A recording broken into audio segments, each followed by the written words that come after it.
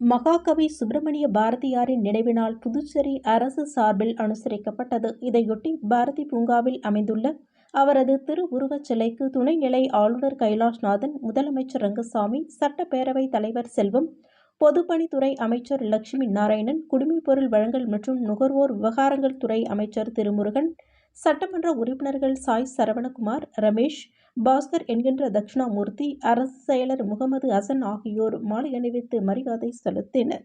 புதுச்சேரியில் பொது சேவை மையங்கள் வழியாக அரசின் 171 சேவைகளை பெறலாம். முதலமைச்சர் ரங்கசாமி முன்னிலையில் புரிந்துணர்வு ஒப்பந்தம் கையொப்பமானது. புதுச்சேரி கிருமம்பாக்கம், மணப்பட்டு, காலப்பட்டு உள்ளிட்ட 8 இடங்களில் செப்டம்பர் 11ஆம் தேதி சுனாமி பேரிடர் ஒத்திகை நிகழ்ச்சி நடைபெற்றது.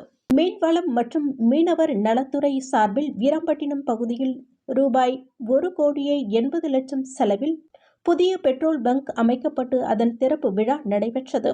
சட்டமன்ற உறுப்பினர் பாஸ்கர் என்கின்ற தட்சிணாமூர்த்தி தலைமையில் சிறப்பு விருந்தினர்களாக முதலமைச்சர் ரங்கசாமி, அமைச்சர் லட்சுமி நாராயணன் ஆகியோர் பெட்ரோல் பங்கினை திறந்து வைத்து மீனவர்களின் பயன்பாட்டிற்கு அர்ப்பணித்தனர்.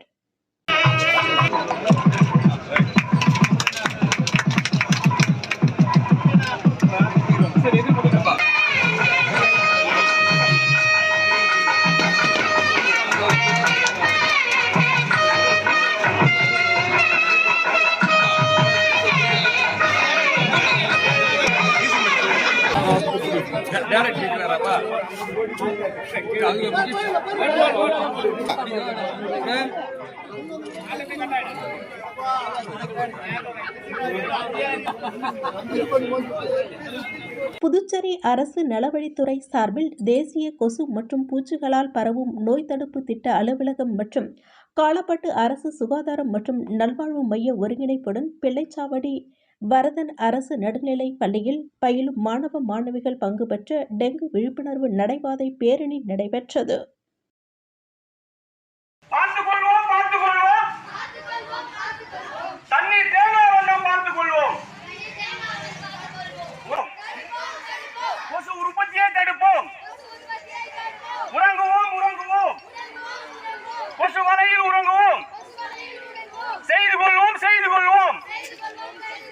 இலவச ரத்த பரிசோதனை செய்து கொள்வோம்.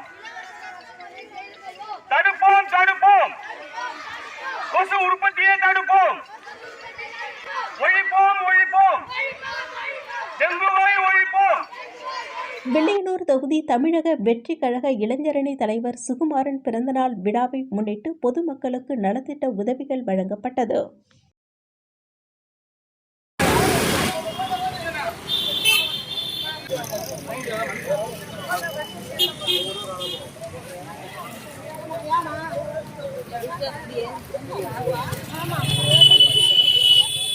புதுச்சேரி அரசு துறைகளில் காலியாக உள்ள 4200 பணியிடங்களுக்கான எழுத்துத் தேர்வு தேதி அறிவிப்பு.